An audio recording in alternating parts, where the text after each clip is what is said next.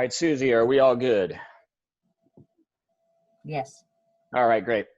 Well, hello, everybody. Doug Boles here. Sorry we're late. The race car driver was on time. The guy that isn't a race car driver was late and had technical difficulties. So thank you for bearing with us. I decided to spare you all the tie today and go with what we're all feeling like today, our Is It August Yet t-shirts. So before we get started with Bobby, I think it's appropriate that I talk a little bit about the announcement today related to our July 4th weekend event, which was scheduled to be a doubleheader, or actually a triple header between the NTT IndyCar Series, the Xfinity cars on the road course on July 4th, and then the Cup cars on the oval on July 5th in the Big Machine Hand Sanitizer 400. Unfortunately, today we made an announcement that we're going to run that without fans. And I guess the first thing I want to say is you guys all know me. I think you know Bobby as well. We are all fans at heart.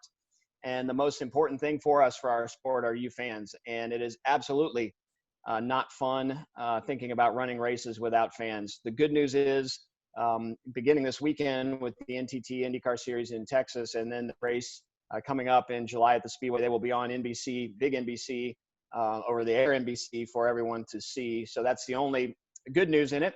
The really good news, though, is our focus right now is 100% on the Indianapolis 500, and the Indianapolis 500 only works with every single one of you. It does not work in a pared down way. So our focus, and the governor knows this and the mayor knows this, we need them, and they've been very supportive in this approach to make sure that we run the Indy 500 with all of you. So we're doing the best that we can to make sure that we are helping our state and helping our city, but at the same time, we're doing the best that we can to make sure that we host all of you for the Indianapolis 500 in August, and then again in October for the Harvest Grand Prix. So sorry for that. I can't tell you how heartbroken I am as a fan to know that the Indianapolis Motor Speedway will host cars on July 3rd, 4th, and 5th, and unfortunately no fans. I know, Bobby, we had a chance to talk about something totally different a couple days ago, and you'd expressed how important fans are to this sport and how you were hoping that we get to a point where fans would be running on July 4th weekend. And I'm sure you're as disappointed, or maybe even more so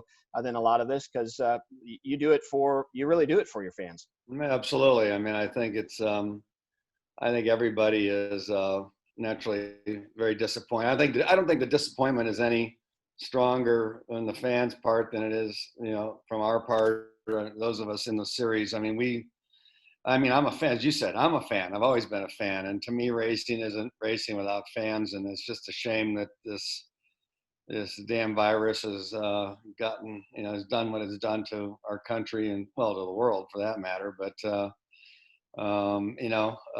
you just hope people are understanding, patient.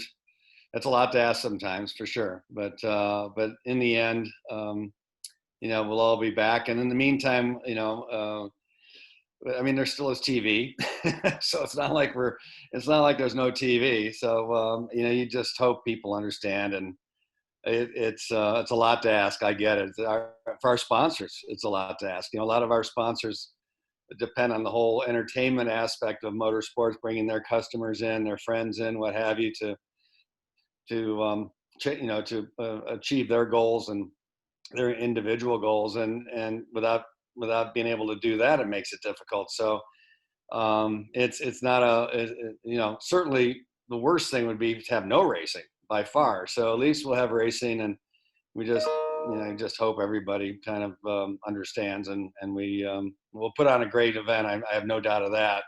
And just people tune in and enjoy it from that angle. Yeah, it's I can hear it in your voice. It's just like mine. We're trying to find the silver lining in what is a very difficult decision. But in the grand scheme of things, as long as we all remain healthy and keep moving, that's really the most important thing. So before I get started on the real purpose for this meeting, Miller Lite has helped us over the last several weeks enjoy some opportunity to talk with Indy 500 champions. And it's been a great partnership we've had with them. So I want to thank them for, again, helping us do this on Thursday evening. We're excited to get you on. You had a Miller Genuine Draft relationship at one point in time, pretty famous historic car that you drove. But let's just maybe kind of, as we bridge the gap from what we just talked about to where we are now, you talk about sponsors, and behind you, you can see an awful lot of sponsors that make your racing work. One of those United Rentals or two of those, United Rentals and MyJack, are two relationships that have been in the sport for a long time, and certainly been in the sport for a long time with you.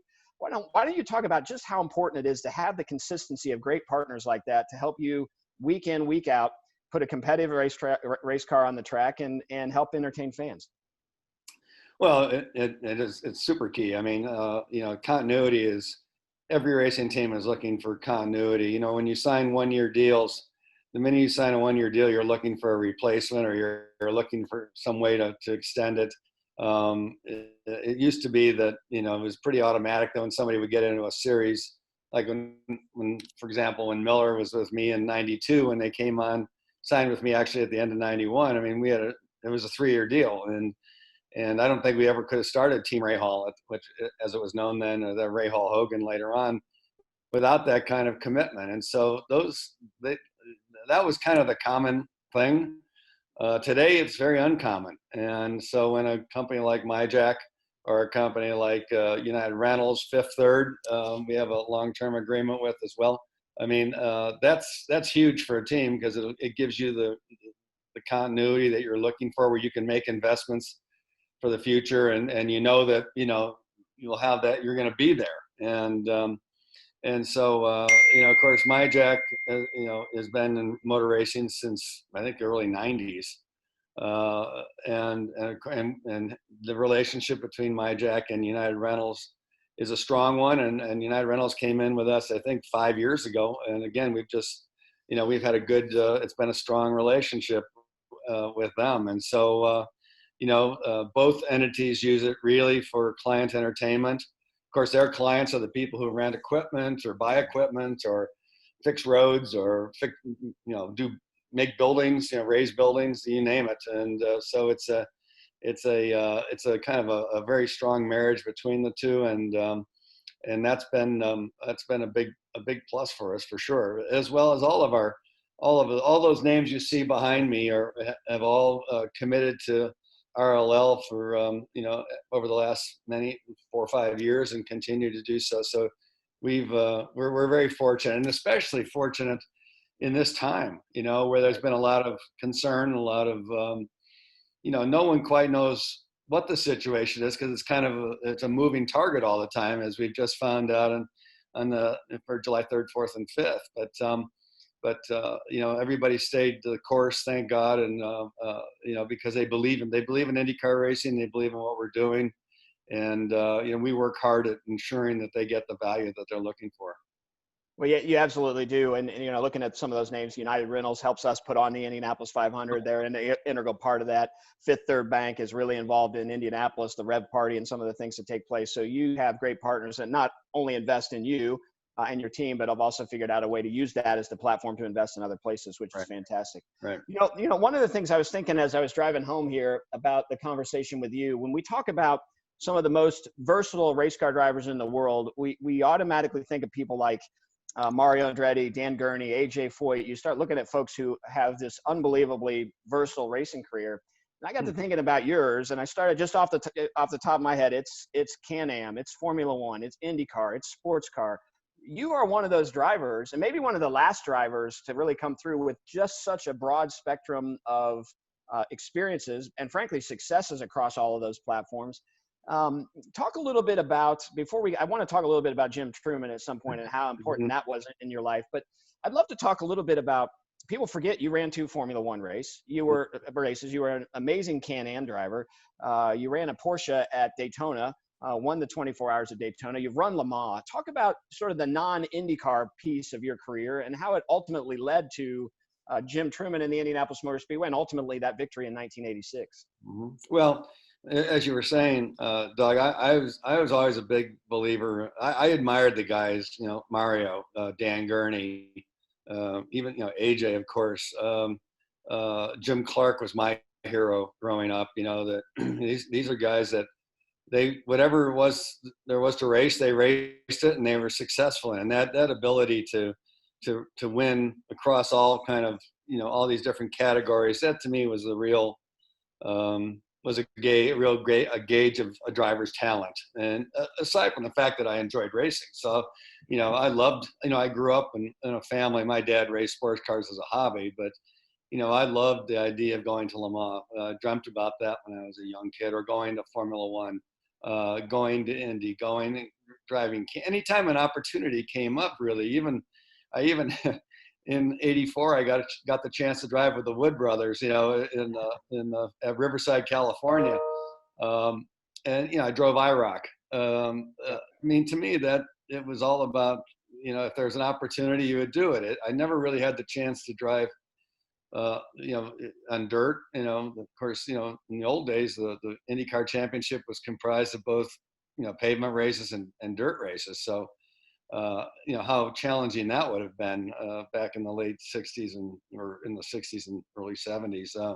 But to me, the gauge of a driver was his ability to be successful across all boundaries. And early for me, I was all about trying to get to Formula One. I raced in Europe. I lived in Europe when I was in the mid late '70s when I was younger. And to me, it was I wasn't happy just staying here in the United States. I wanted to go.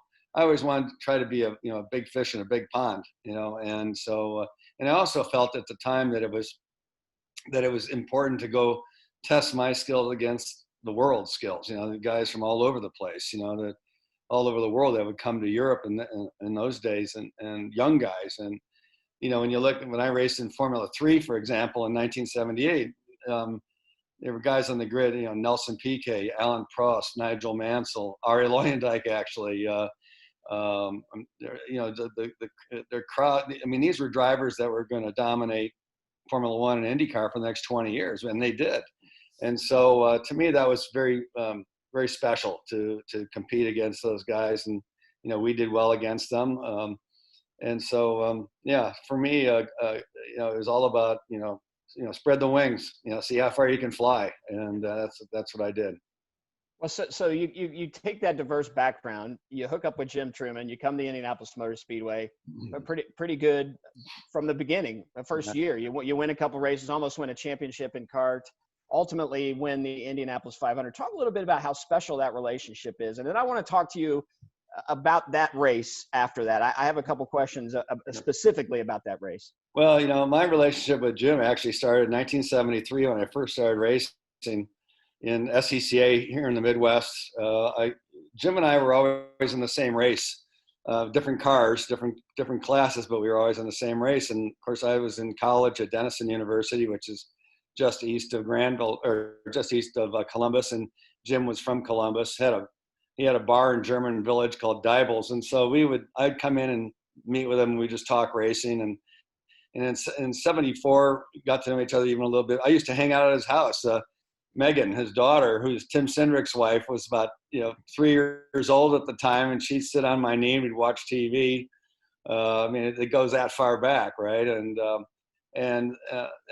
Jim, his wife Barbara, were very welcoming to me. And so in 1974, I was going to do my first Formula Atlantic race. It was a pro race at Watkins Glen, prior to the U.S. Grand Prix that year.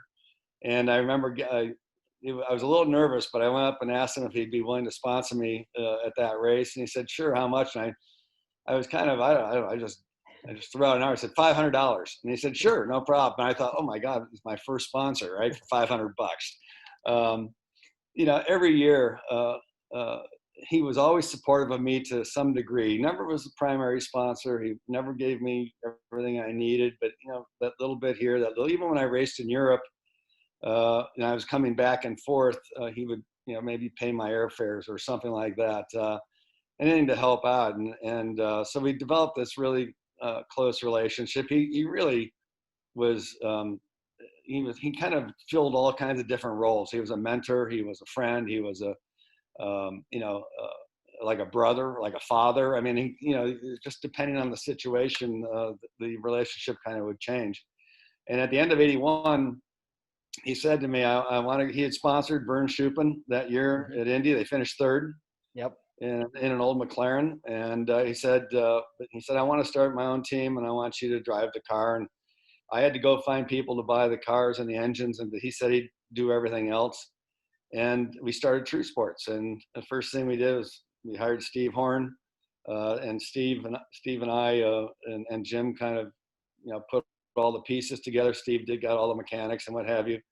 And, it was really an amazing trajectory we were on as a team, because none of us in that team had an ounce of oval track experience. There's not one person.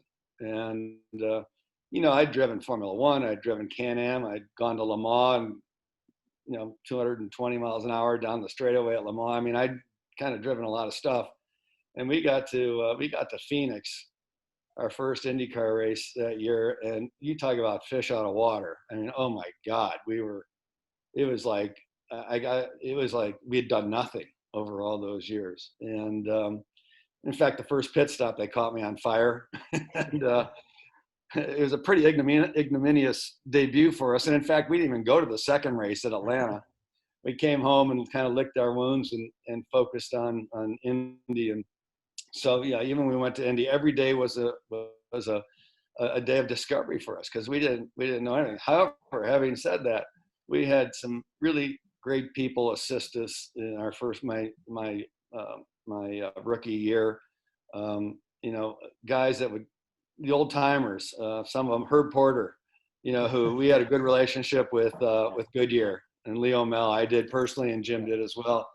And Herbie was building all of the engines for Goodyear for all the testing and everything.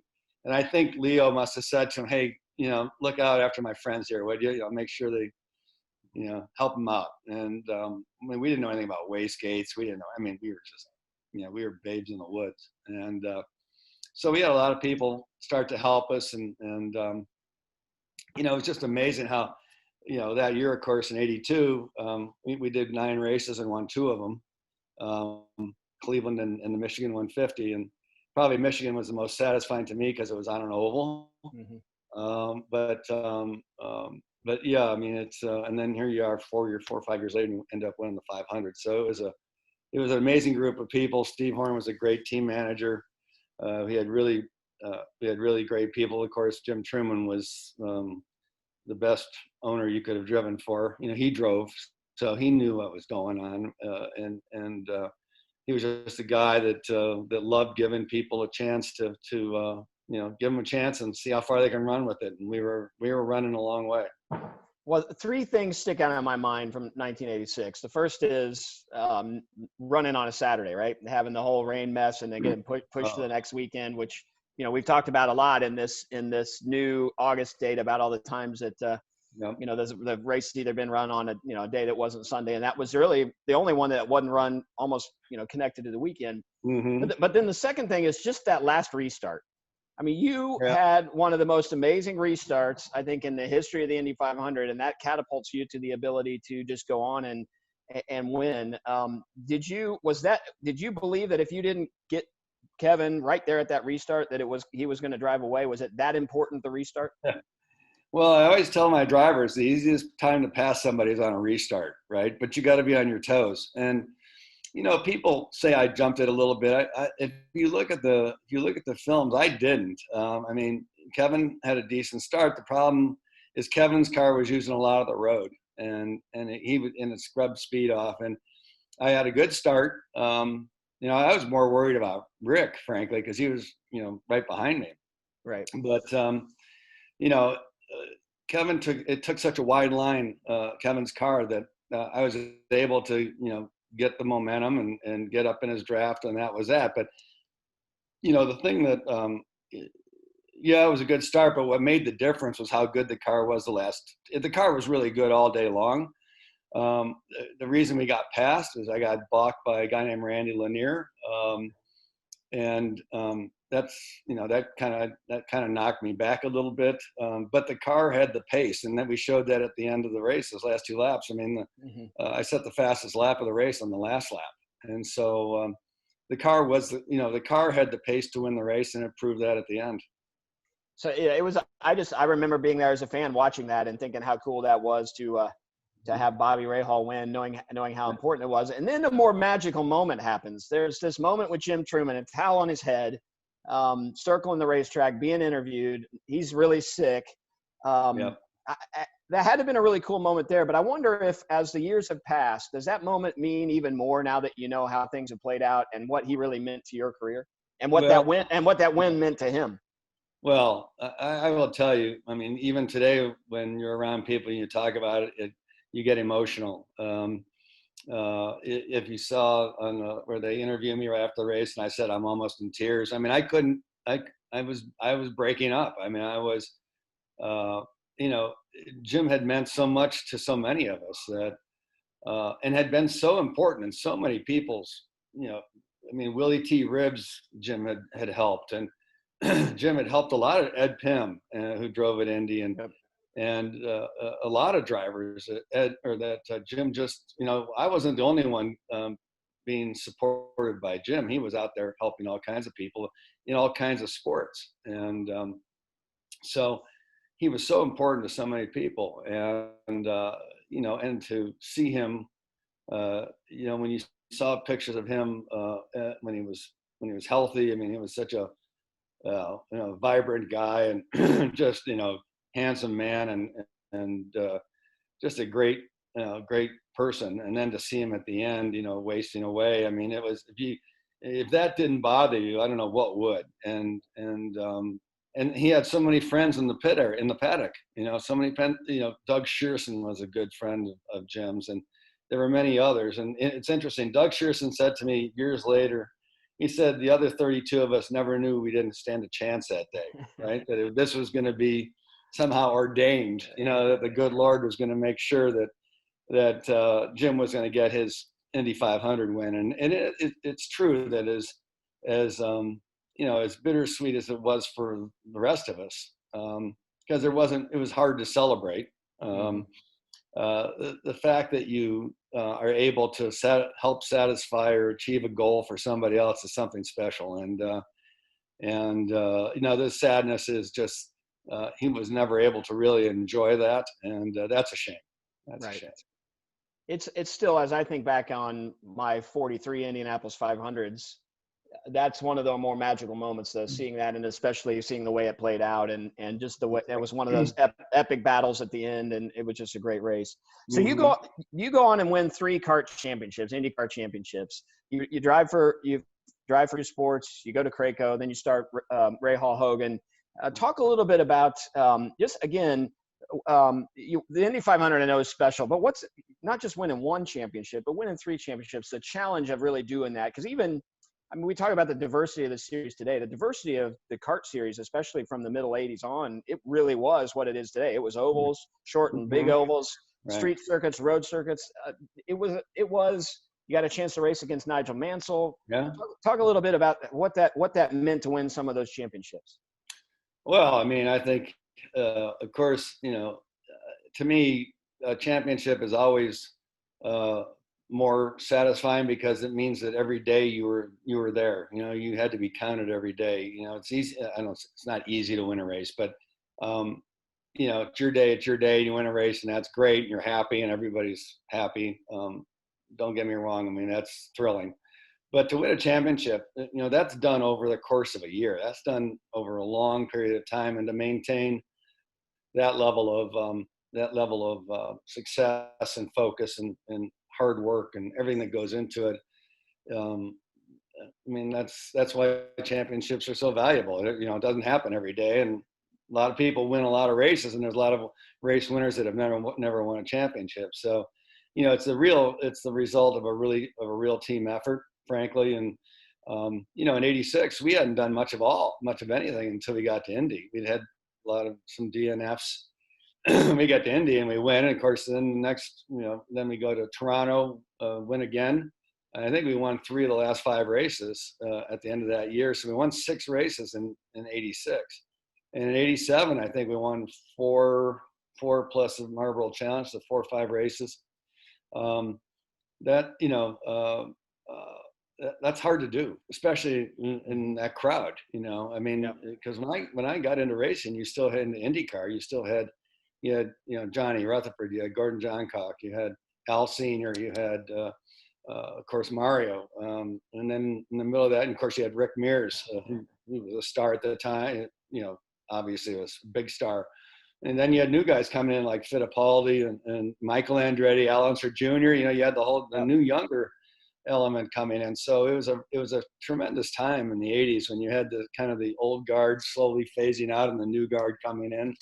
And then, of course, in the early 90s, when you had more and more Europeans and South Americans were coming into the series, and it was pretty intense. So, yeah, very satisfying to win those championships, and especially the '92, because in '92, I think at the end when we started Rahal Hogan, I think people dismissed, you know, our chances, saying, oh, you know, you can't be an owner and a driver. Of course, I took a great deal of pride in showing people that they were wrong about that. And I, you know, I was telling somebody the other day, that probably my two most special awards that I have in my trophy case are the 2 Driver of the Year awards I won in '86 and '92, which was, you know, the press voted, voted who they thought, you know, was the best performer in all of racing, didn't matter what category, and I won those, and I won 2 of those awards, and that was particularly satisfying to me, just because of the fact that it was real recognition that, you know, we were able to do something that a lot of people said we couldn't do, and of course later on, you know, and still today, it's a thrill for me. You know, there's only three 500 winners who've also won as an owner, and that's me, AJ, and Parnelli Jones. So that's pretty good company. No, that's definitely good company. It just goes back to, I think, you know, the versatility of you as not just a driver, but as an owner as well. You know, we asked the fans to ask us a few questions for you. So these are a little more fun, off topic. One of them was, you know, you actually ran sports cars, was big for you. You ran the 24-hour Daytona. Talk a little bit about that, and then favorite race car you've ever driven. And that's a hard one, right? Because there's probably a lot. Well, no, that's pretty simple. Your favorite race car is the last car you want to race in, right? But no, there's others. But first off, with the 24 hours at Daytona in '81, that was, even though I won a Can-Am race in '79, when I came over and I did the last 4 or 5 races in that series, I was living in Europe and I was racing Formula 2 over there, and came over and replaced George Follmer. But the '81 24-hour, I mean, that was internationally known, and that to me, of course, I was driving with one of my heroes, Brian Redmond, who's, I think, was one of the greatest drivers in the sport, and so to win that race, that, you know, there was a little bit of a, you know, I mean, there was an international aspect that the Can-Am race didn't have, and I think it helped me because you know, from there I was able to. '81 was a kind of a weird year for me, because in 1979 I had a really good year. 1980 not a very good year. In '81, you know, I kind of piecemealed a season together, and of course won Daytona at the beginning of the year. So that was big for me. That was a big race, and kind of put me on the map in terms of endurance racing teams, because I later on would drive for Bruce Levin's team, Bayside Disposal, would win Sebring in '87 with Jochen Mastro, won a number of other IMSA races with Bruce's 962 Porsche.